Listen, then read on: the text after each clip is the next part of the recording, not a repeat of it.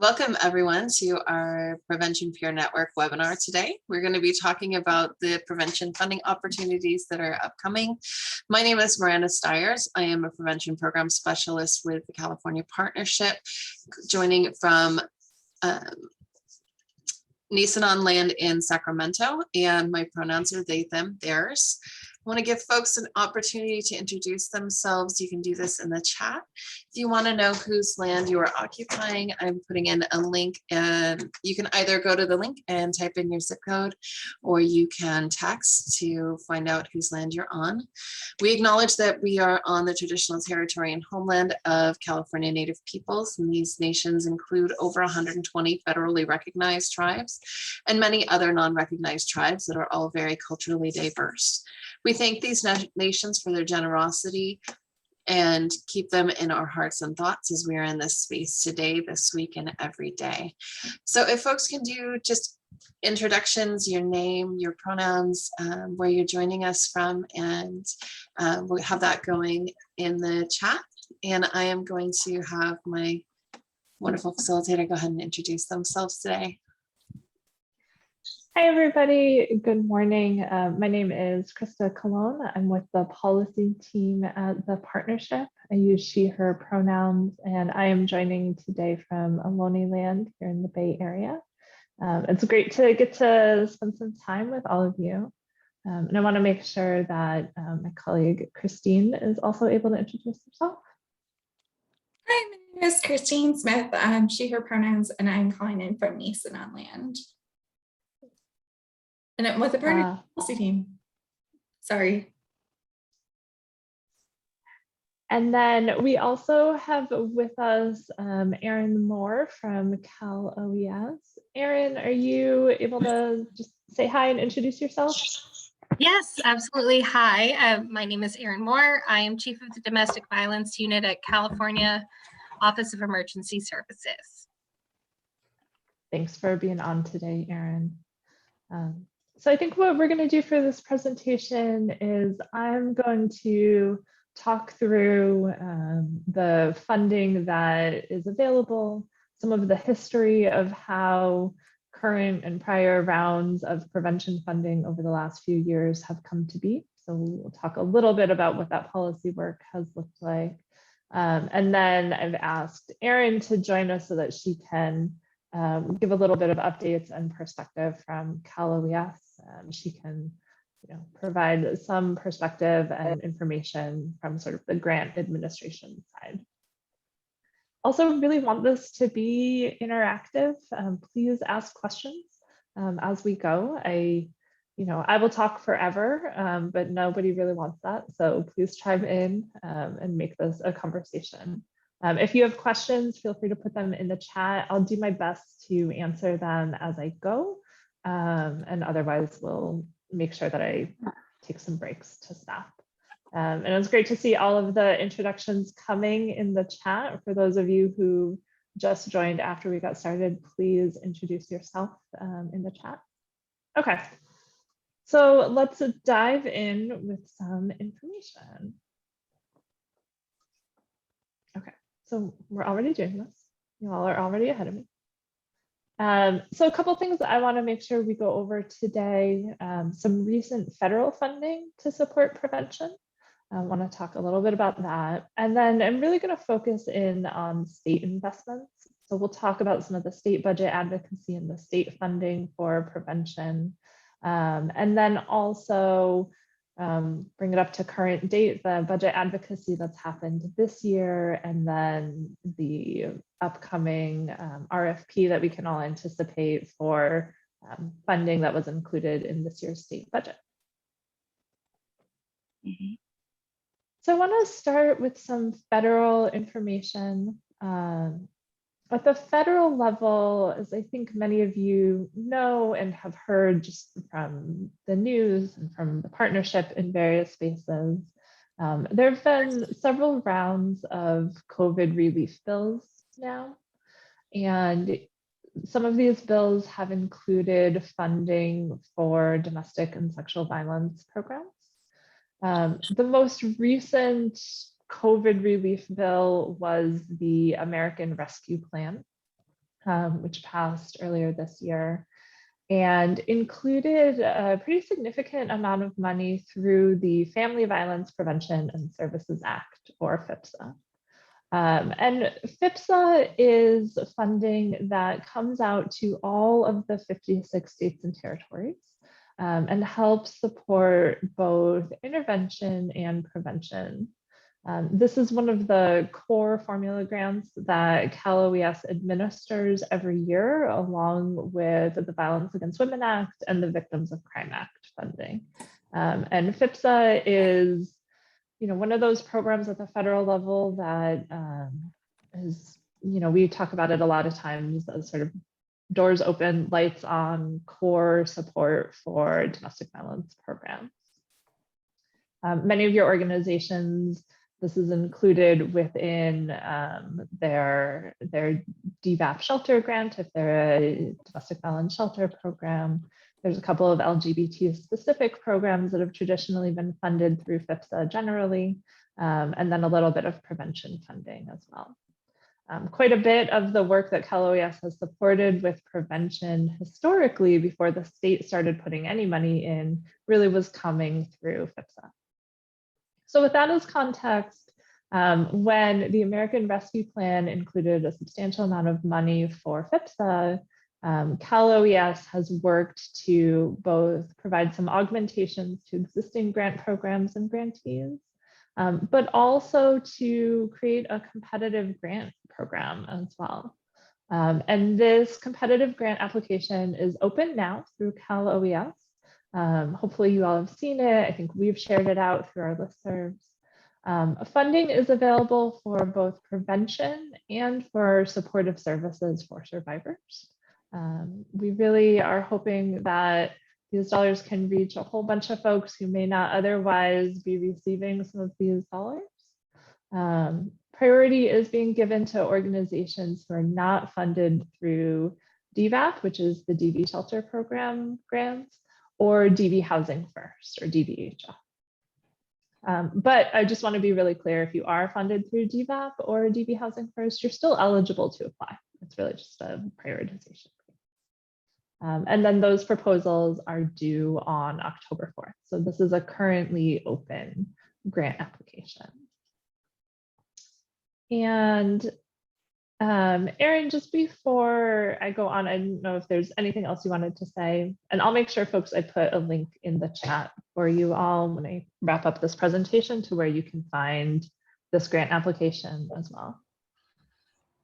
No, I think that pretty much covers it. We have the current RFP for the American Rescue Act funds, and then of course it's also filtering through both our Equality and Prevention Services program and also the Domestic Violence Assistance program. Okay. Thanks, Erin. Okay. So I touched a little bit on the role of FVPSA when it comes to prevention, but just in case it's helpful, wanted to provide a little bit of context around the broad federal funding sources that we work on quite a bit at the partnership, and that if you spend any time talking to the policy team about federal work, you will hear us talk about a lot. So there's really 3 major federal funding sources that support all of our domestic violence work. And there's real restrictions written into those federal statutes on prevention. So FVPSA up to 25% can be used for prevention. And as I mentioned earlier, this used to solely fund the FV program that Cal OES administers before state funding came along. The other grant program is the Violence Against Women Act and what's called the STOP grant program, because Congress loves a good acronym. So this is Services, Training, Officers, and Prosecution. It's a formula grant that comes out to all of the states and territories. And then once it comes to the states, there's a sub formula of how the dollars need to be allocated to support victim services, law enforcement, courts, prosecution. It does allow for a small amount to be used on prevention.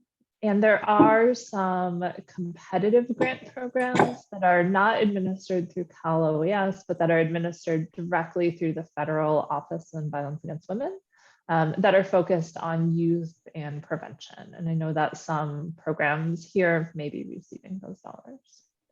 And then included within the VAWA universe is RPE, or the Rape Prevention and Education Grant Program, which funds sexual assault prevention.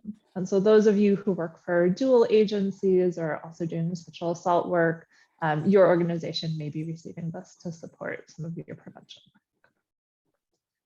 And then the third and largest of the federal funding streams to support domestic violence responses is the Victims of Crime Act, or VOCA. And you all, if you've gotten emails from the policy team this year, have heard us talk about it a lot. There's been a lot of federal activity around VOCA this year. But the Victims of Crime Act is funding that is not regular taxpayer dollars. It's fines and fees from federal prosecutions and settlements, largely white-collar corporate crimes. And those dollars go into a special fund that is then administered out to the states to help support crime victim services. So domestic violence is part of that, but not the only service and crime victimology that is included. But it can be used for domestic violence services, and a significant chunk of VOCA dollars are. For the context of today's conversation, one of the downsides of VOCA is that it is prohibited from being used for prevention. It is for intervention and response to survivors only. So this has been the federal backdrop we've been working with for a really long time. And as you can see from this, there's just like a very small slice of the pie in federal funding that can really be dedicated for prevention activities. And so that's why, as the partnership, it's been really important to us that we focus on getting the state to invest in prevention, because that's a real gap in what we're seeing from the federal level. And changing federal legislation to change those restrictions is a long and complicated process. We work on federal legislation changes all the time, but they are a little slower, and we have a bit more direct impact here at the state level. So I just wanted to provide a little bit of that context as to what's going on at the federal level and what's coming into the state to help support all of your prevention. So then we, as the partnership, have been working closely with CalCASA, who is now Valor, our Sexual Assault Coalition counterparts, on funding for prevention. And we've been working on this for quite some time.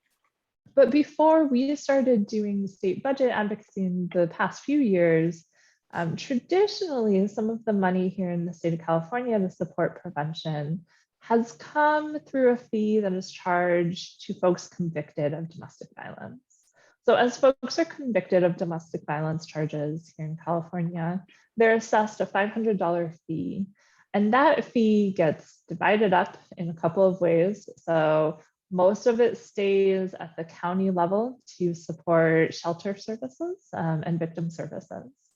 And then a third of it comes up to the state and gets split in half. That 1/6 comes to the Department of Public Health for prevention and their prevention activities. And then the other part goes to the Department of Justice. And actually, I'm going to apologize if a typo on this slide. The $2.6 million per year there is not what goes to prevention. That's actually what stays in the counties for shelter services. I apologize. I've been looking at that number a lot lately for a separate project. So I'll update that on the slides that go out to you all as follow-up. It's a relatively small amount of money that comes to CDPH to support prevention, but that's what's existed sort of long-term. The state general fund, which is the state spending that comes out of state tax revenue and state income, the state general fund really has not included prevention funding until 2018, as we've been able to advocate for those dollars. So we worked together with CalCASA, now Valor, on this project. And in our first year of joint budget advocacy together, we were able to get a total of $10 million. And the way the legislature sort of divided those dollars is that $5 million went to the FX grant, which is the competitive domestic violence prevention grant that Cal OES already had. It was like the continuation of FB. And then $5 million went to the rape crisis centers through the RC grant, specifically for prevention activities. So the rape crisis centers received an augmentation, and then there was a competitive grant on the domestic violence side. So that was year one. One of the big challenges with the funding in year one, and honestly a challenge we continue to have, is that the state provided those dollars, but they were one-time dollars, which meant they were included in that year's state budget, but with no guarantee that they would continue for future years, which makes it really hard for Cal OES to administer, really hard for any of you all to plan for longevity of programs. Means we have to come back the next year and try to get it again from the legislature. So one-time money is something that happens, but we are not a fan of, especially when it comes to prevention. We are continuing to push for and always have pushed for more ongoing funding. So then the next year in 2019, we were able to get money in the budget. This year was only $5 million total. So the first year we'd been able to get 10 million split between the two issue areas. This year in 2019, it was $5 million in total. And with language to make it clear that it could be used for both domestic violence and sexual assault prevention. Cal OES didn't at the time have a competitive grant program that was both domestic and sexual violence prevention. Right, the FB or FX grant, for those of you who've had it, or even the teen dating violence grant, are very domestic violence focused. And so they created the new SD program. We worked with Erin and colleagues over at Cal OES on providing some input. And it took time, right? It takes a minute to write a new RFP and create a new grant program at Cal OES. And so it meant that implementation was a little delayed, which ran into 2020's budget and the challenges of COVID. And I can't believe this was just 1 year's budget ago. But in crafting the state budget last year, the state budget needs to be finalized by the legislature realistically by June 15th. That's their deadline, although work often lingers past that. But if we all think about where we were in March, April, May, June of 2020, we were right in the early months of COVID, right? We had just entered a state shutdown largely in March of 2020. Businesses were closed, pandemic was raging. Nobody knew how long it would last. And so the state was really cautious in their budgeting to be prepared for cuts, right? The state was really worried about loss of tax revenue and revenue into the state, not being able to balance a budget, and also needing to spend a whole bunch of money on responding to COVID and on pandemic emergency response. So the 2020 budget was pretty grim. It was full of cuts or potential cuts or trigger cuts if things didn't get better. We had gone into the year in January of 2020 thinking it might be our year to be able to get ongoing money. The state was looking good, and then along came COVID and changed things. And we actually needed to pivot as an advocacy organization from being able to advocate for new funding and new dollars to actually just protecting the money that had been awarded by or allocated by the state in 2019 and making sure that they didn't revert it back. And budget reversions, like this is probably more boring technical stuff than you want to know about the state budget.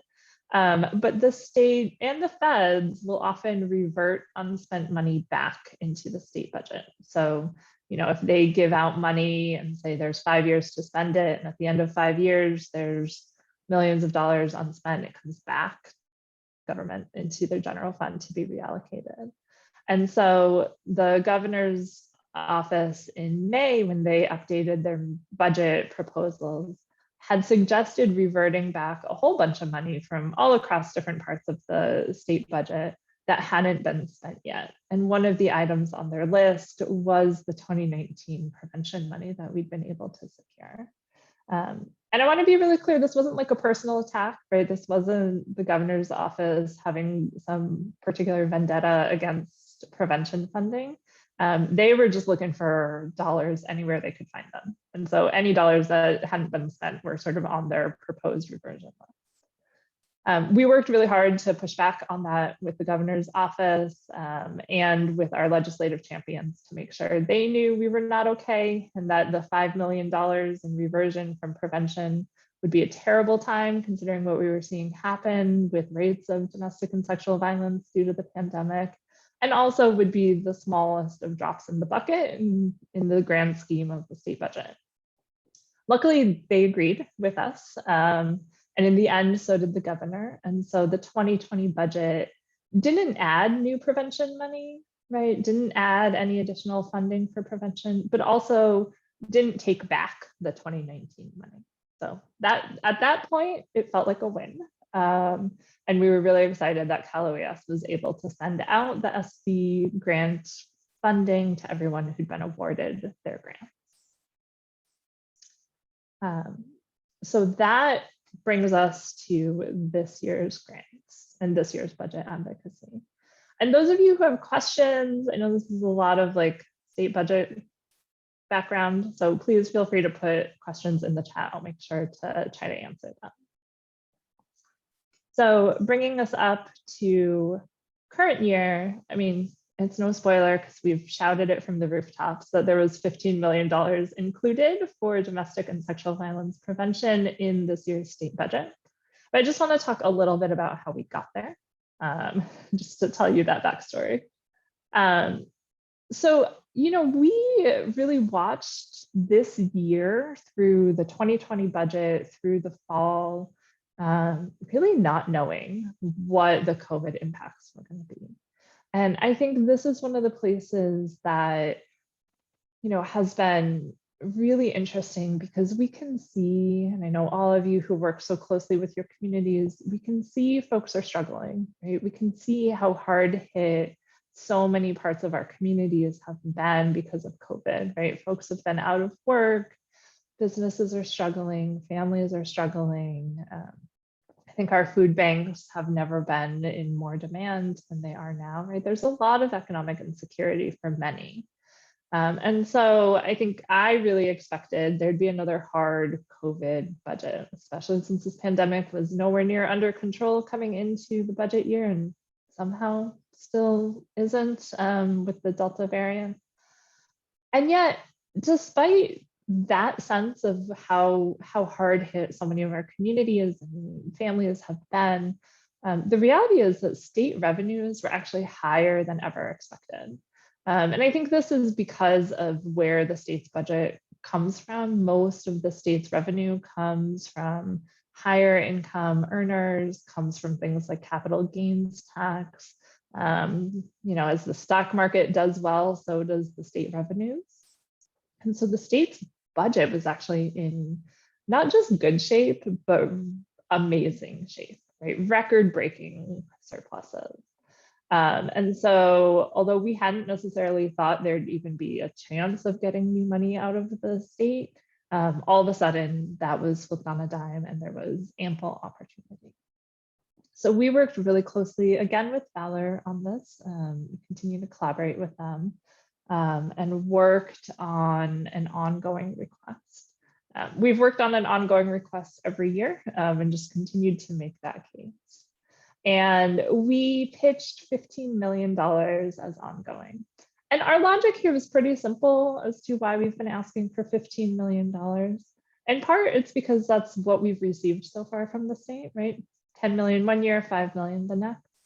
But also, if we think about what the grant award size has been through the FX grants and then the SD grants of about $150,000 per year per program, At 15 million, we could get pretty close to 100 grants, even after some administrative costs and dollars to help OES support implementation.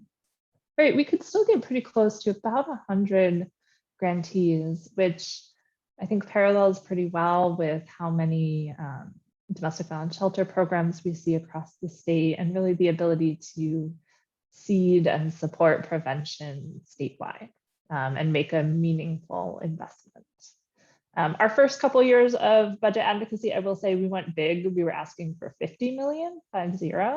And the legislature kept looking at us like, how are you ever going to spend 50 million?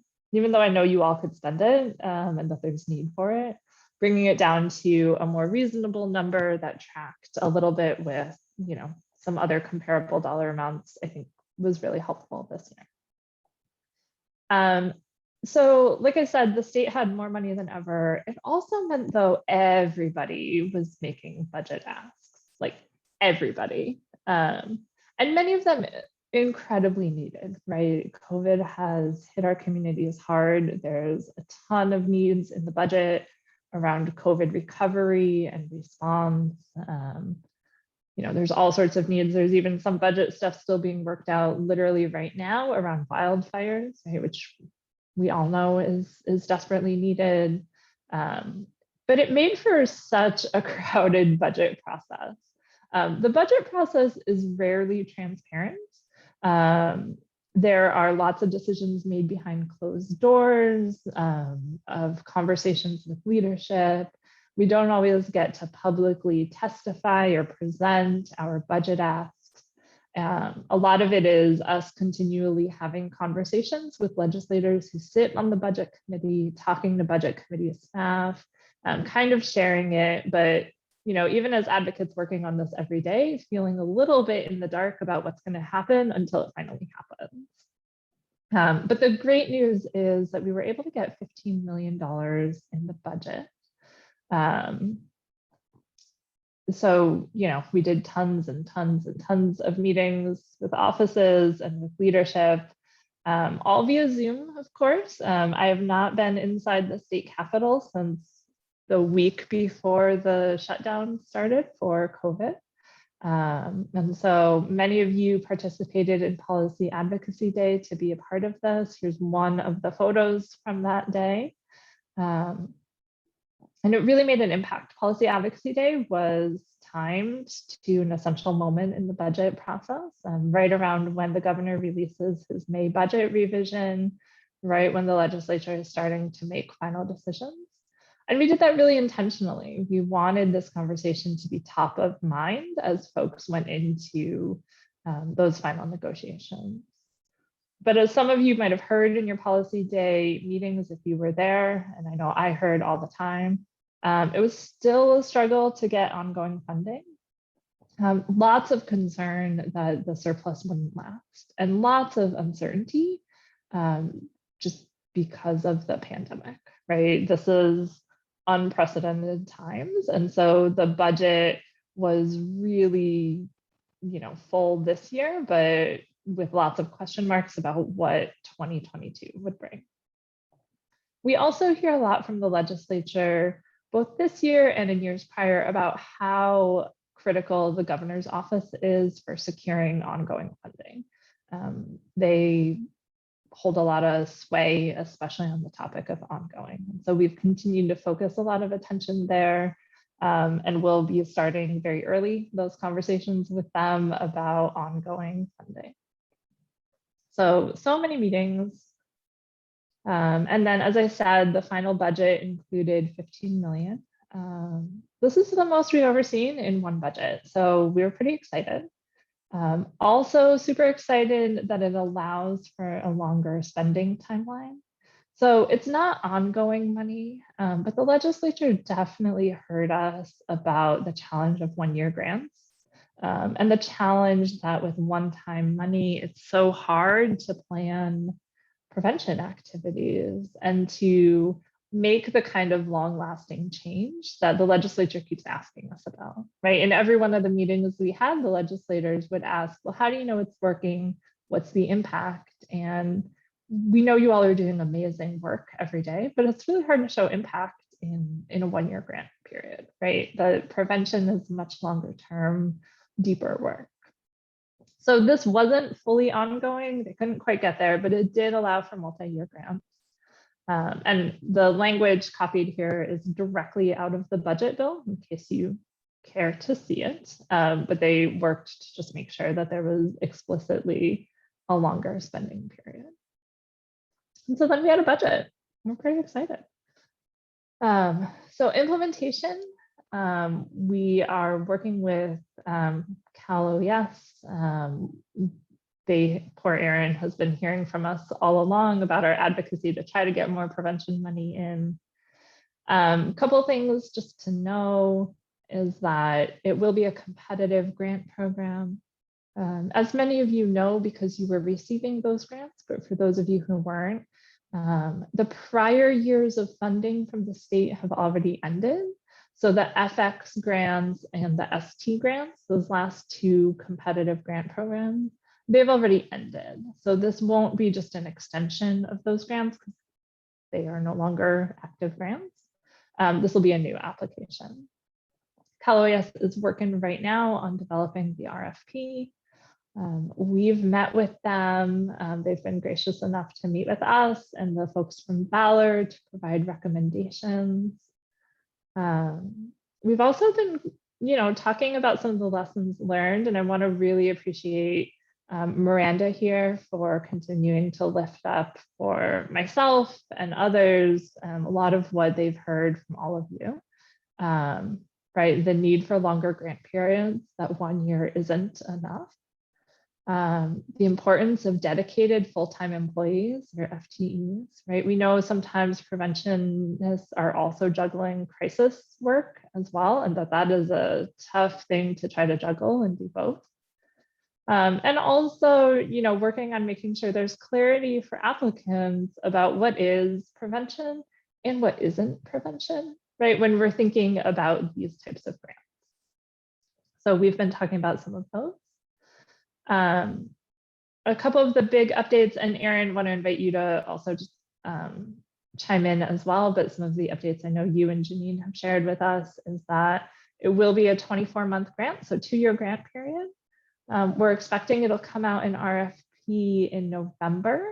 And we, of course, right, this program is kind of my baby. So we'll make sure we're sharing that out for all the partnerships channels, but I'll also put a link in the chat of where you're able to sign up for alerts directly from OES about all of their open grant RFPs.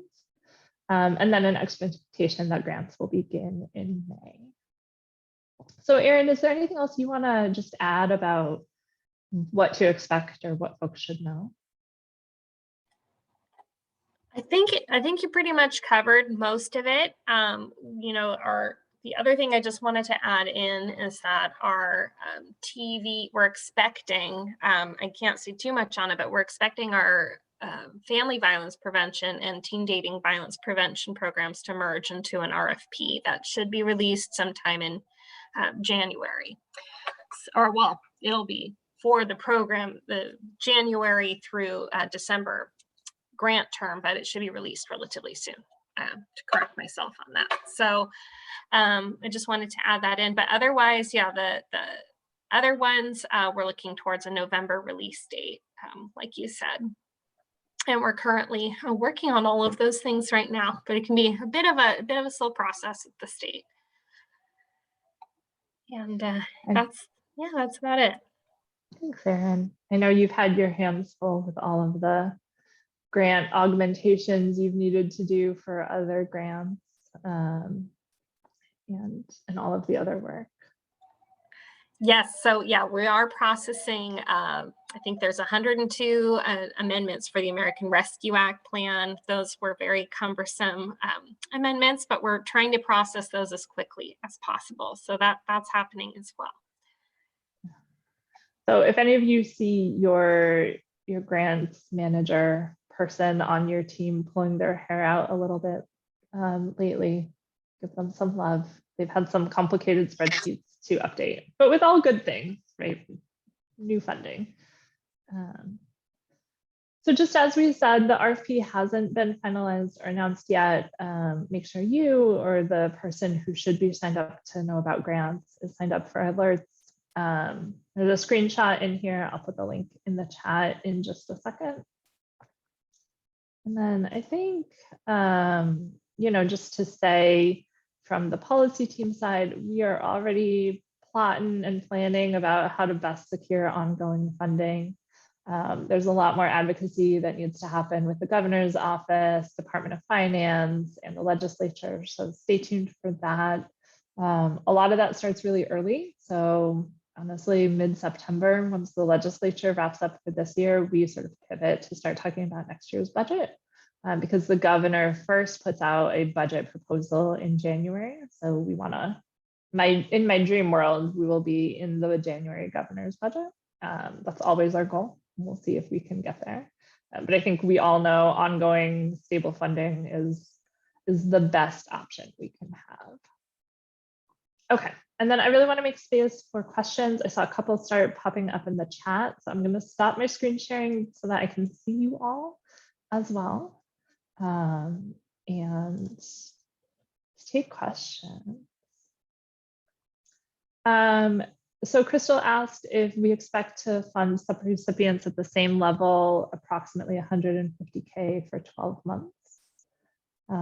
So Crystal, it will be a 24-month RFP.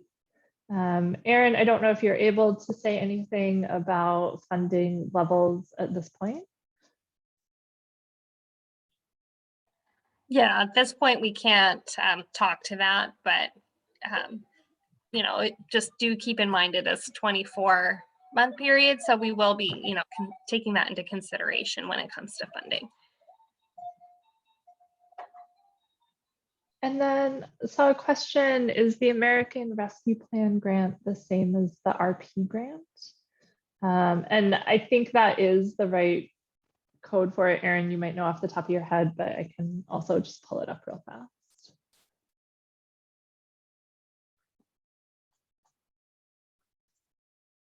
What other questions do folks have about the funding or just about the advocacy for prevention funding, whatever we can tell you?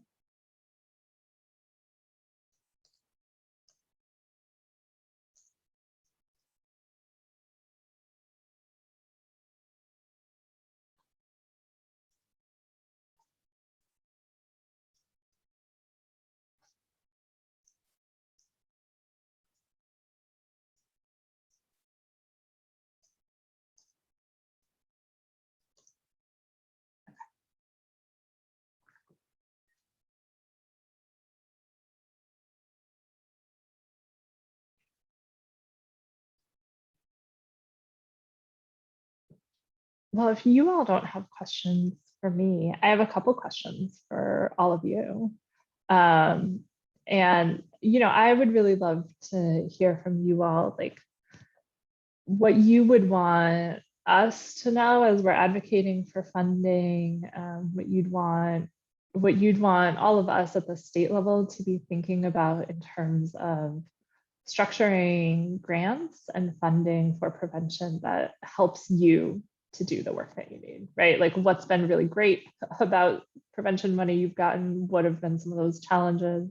And it doesn't have to be just the Cal OES funding, right? You can think about all the prevention dollars your programs receive, like what's been really supportive of your work? What are some challenges you would like to see us do away with if we can?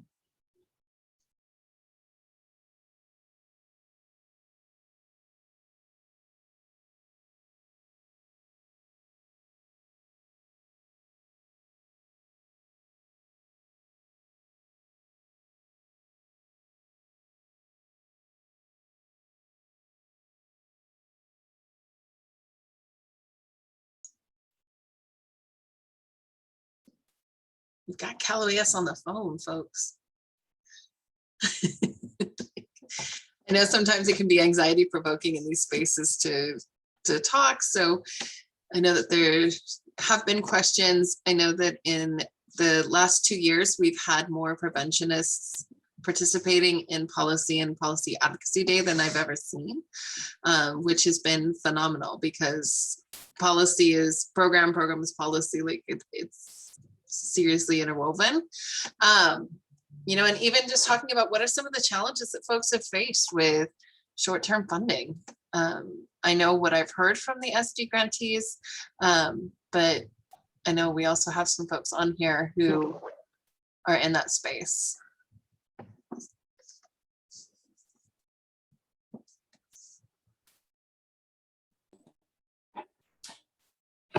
I can share a little bit from our experience with the FX grant. I'm Janie Sapanik. I work in San Diego County doing prevention and also intervention work. But with the FX grant, I think that Krista really did capture the idea that starting and stopping is really inefficient. It takes a long time to get going, and it takes time to make relationships because most of us who do prevention work, in my experience, is we do rely on other groups and other organizations to capture, especially the younger people that we want to work with, and establishing yourself as a provider who's going to be around with that kind of credibility and setting up those relationships is so important to do. And when, you know, the question is this a one-year grant? Will you be doing this next year? Will we ever see you again? You know, I'm paraphrasing, but those are the kinds of questions that come up, and it makes it really difficult for, you know, for your credibility and to really get in there, especially in working with young people, because that credibility is so important. And for schools, for other youth groups, they want to know who is going to be delivering this kind of education and outreach information to the young people who they work with, right? And so do parents, even if you're organizing and have some control of your own group. Parents want to know who you are and where you come from and how long you're going to be there. So I guess that's my feedback about the, again, well recognized, but so true, the importance of the ongoing longer term funding and knowing that you need that to be able to make your case and to have those kinds of impacts that you can really then describe, look at what happened after we were in these communities and able to do this kind of prevention. Thanks for the opportunity to comment. Thank you. Mm-hmm. And I think especially when you're trying to work with those communities who are marginalized, when that's written in the RFP, that can be especially challenging for that short-term funding, because it is that question that you had lifted, Janie, of exactly, are you going to disappear? Are you going to stay on?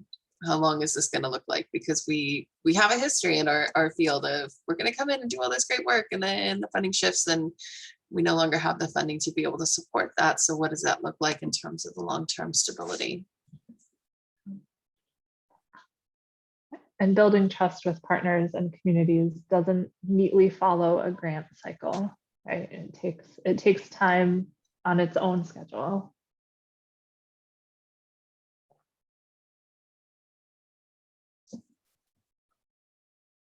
Ali, chime in the chat. Thank you.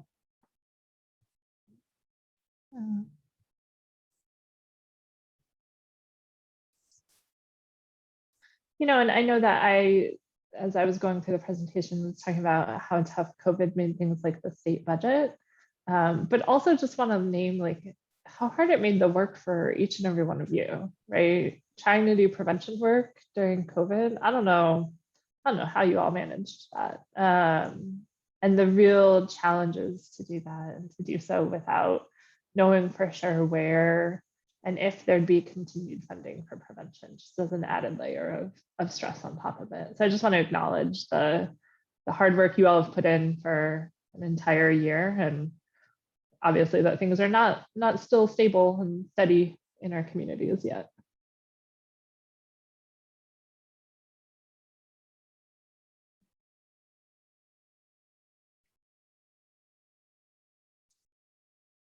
And Christina lifted the challenge of, especially with the short-term funding, of staffing and, that guarantee that these programs are going to be able to continue, and that there is that priority to keep folks beyond that fiscal year. So it can be really challenging for staff to make that commitment and to get invested in the program. And that's one of the things that we've been talking about a lot in previous prevention peer networks and across the state, really, of prioritizing prevention in a way that, sometimes it does take that funding Tetris. I remember being in a local program, leading a prevention program, and knowing that the grants were frequently changing and the scope of work would shift, but then how it was prioritized, like, we want to keep this in place, and this is some of what we're going to be able to do. And I don't know if we have folks from Haven on who have shared before about the work they've done, where they had gotten some initial funding to start their HEART program with youth leadership and creating peer mentors, and the way they really started working on, piecemealing prevention funds from anywhere and everywhere, grants, foundations, etc., to be able to keep that program going, and how that can be exhausting too. But it is where that leadership buy-in of prevention is prioritized, and we are going to keep that going. So I'm wondering what that's looking like for other programs too. What some plans that folks may have. Hi, I am Brandy. I am actually the HEART program manager for Haven, and I'd be happy to speak on that really briefly. You captured that pretty well. It's just, with the short-term funding, where else can we get funding? And we've reached out to schools. A couple of schools have partnered in giving us funding, but even that is not necessarily something that we can count on to happen each year. School funding changes. We have a really good mix of foundational grants and fundraising and things like that, which does help in times, but that does create an issue where, let's say, we're waiting for payment for a grant and maybe it doesn't get paid out for another 6 months. Well, what do we do with that 6 months? Because we don't have a pool often that will cover that gap of expenses. So that does create an added barrier. So for us, it's really, I'd be lying to say it wasn't exhausting to always be trying to cover our end and see, look for the gaps, anticipate, pivot, like we say. We managed to do it. And that's something I'm really proud of our team for being able to pull off. It's the impossible sometimes. But it would be nice to eventually move towards a model of funding that's more sustainable before prevention, even seeing that it is a little bit of a smaller slice of the pie. It does really seem to be like prevention is the future, and hopefully funding will reflect that. Thank you, Brandy, for sharing that. I know when folks choose to do domestic and sexual violence prevention work, you're probably not thinking you're also going to be fundraisers, right? that is a lot for you to carry, to always be wondering where those dollars are coming from. And I saw Crystal in the chat mention that without dedicated prevention funding, it takes from unrestricted dollars, and those unrestricted dollars are so precious in organizations and get to be the glue that fills all the gaps of what grants will cover. So, those are hard dollars to come by and to have to decide how to allocate.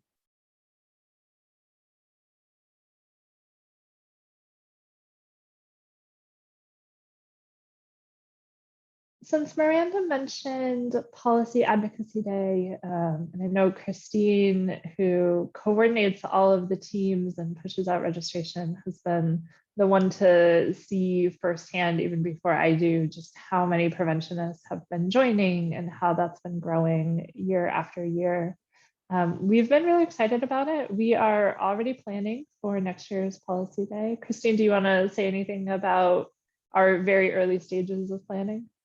Yeah, this is my favorite event of the year, frankly, and I'm super excited, especially that Hart and others have been able to bring not only preventionists, but also the people that you're working with, frankly, the students.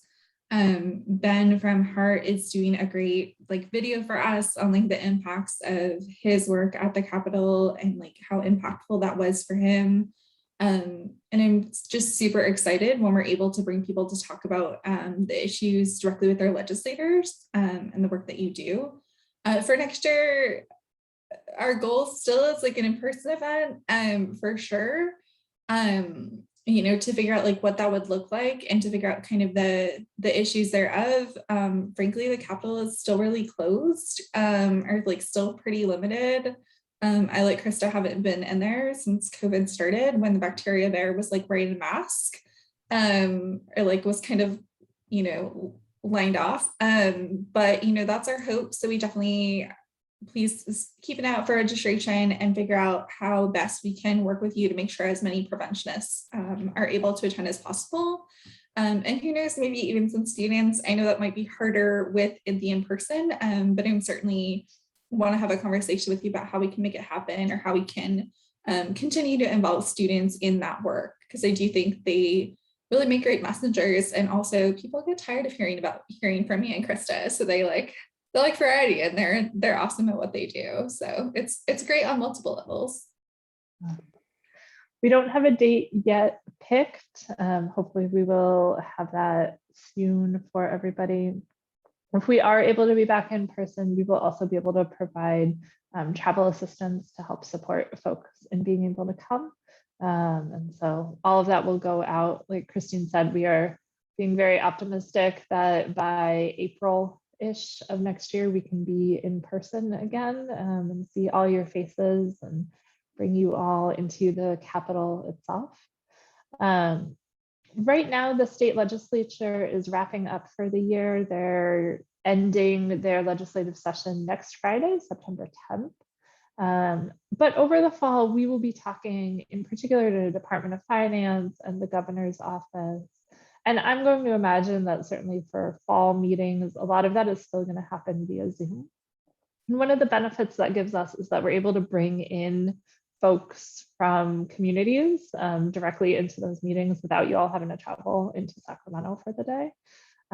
So, I have a commitment to make sure that we're bringing more constituent voices, more preventionists, more advocates into those calls and meetings. So we may be reaching out to some of you and working with Miranda in particular to reach out to folks to join some of those meetings in the fall.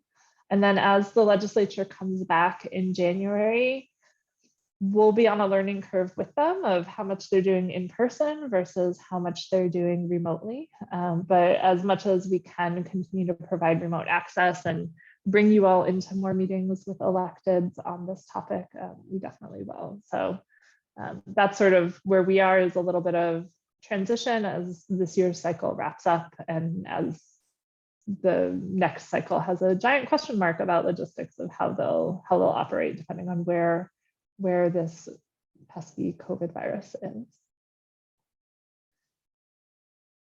So just want to make some space again in case folks have any questions. I'll go ahead and put the links back in the chat in case folks didn't see them. I know there've been a few more things come up in chat.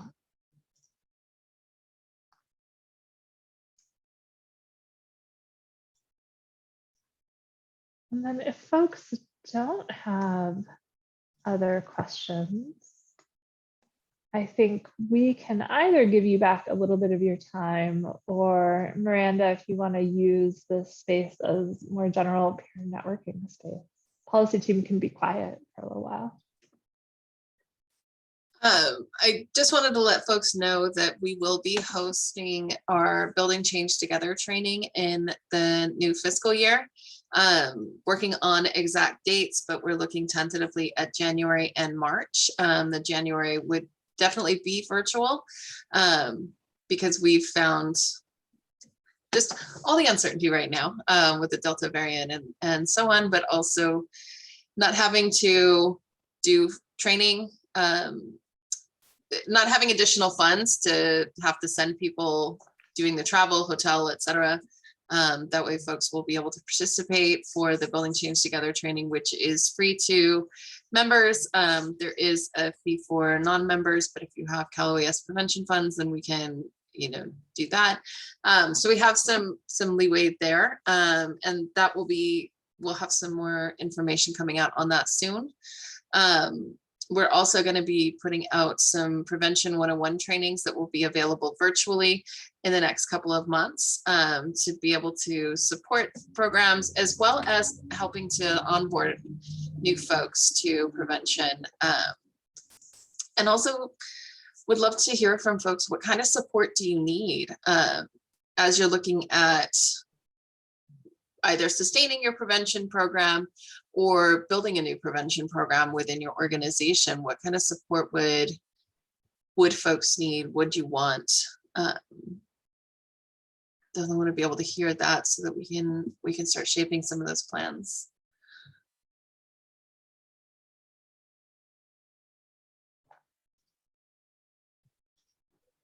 Yeah, I know at the partnership, we always want to hear from you all about what you need so that we can tailor all of our work across all our teams. And April, I saw your question in the chat about how many grantees will receive funding.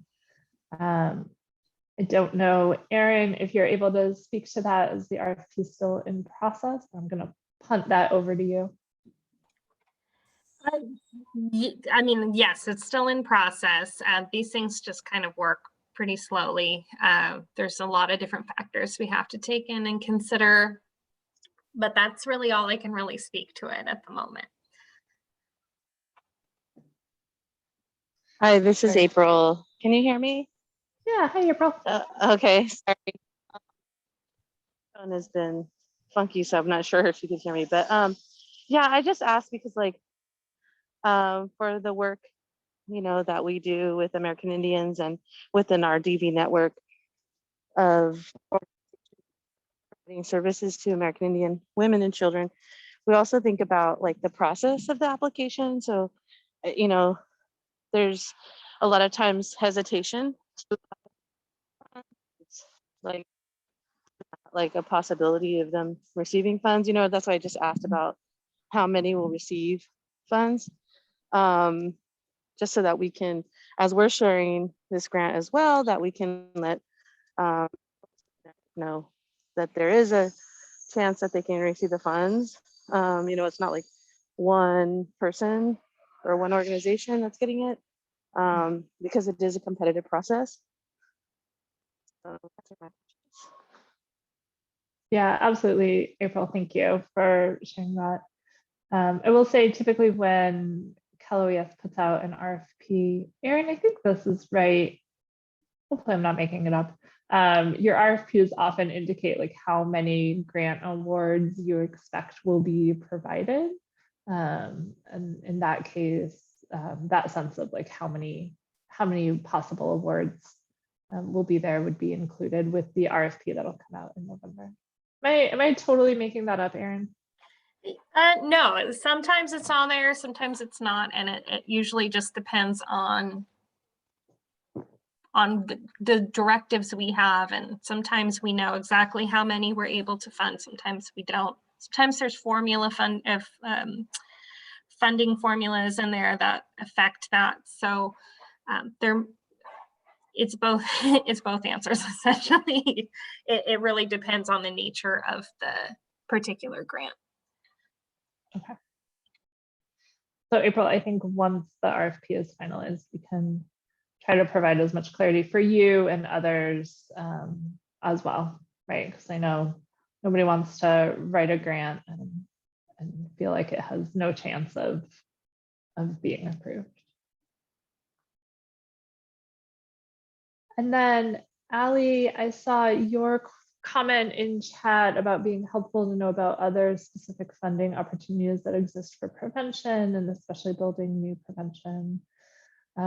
Absolutely. I think we try to keep an eye on it. You know, as I sort of mentioned in the beginning, there's relatively limited funds through sort of the traditional domestic violence funding sources from the federal level, and then these new state dollars we're talking about. But I think we try to keep our eye on other funding that might be helpful for you all.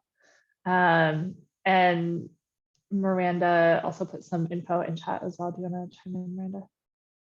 Yeah, and just to clarify, if folks on the call are not members of the partnership, you can still participate in the Prevention Peers listserv and receive our monthly newsletter and so on. And I would encourage folks, like if you found a funder or if you found some funding listed, maybe you're gonna not do it, maybe you are applying for it, share that in the listserv too.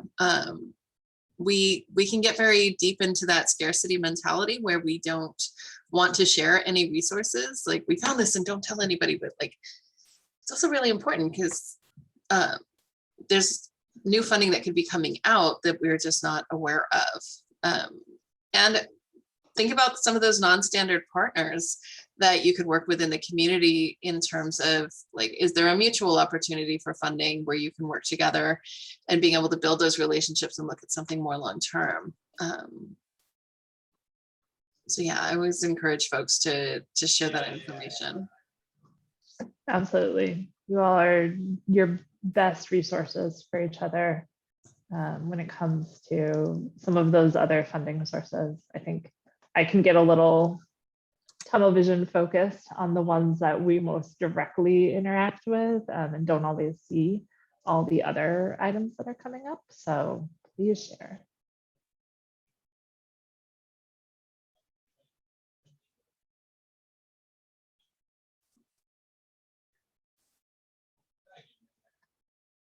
Well, thank you all for spending some time talking about policy or listening to me talk about policy and the prevention work. This remains a really core piece of our policy focus, and we'll continue to advocate at the state and federal levels around prevention funding and prevention access.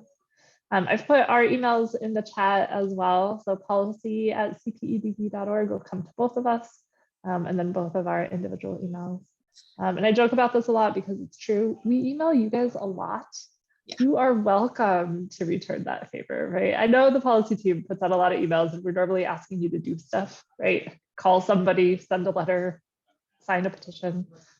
So feel free to reach out to us with questions or ways that we can help support your work from a policy standpoint. And then you all have Miranda as the amazing resource on prevention stuff. And I love that I'm already getting notifications of emails to add to the prevention listserv. So please keep those coming. That's great. There's more. And if you have questions around prevention, if you are looking for technical assistance or training, contact me.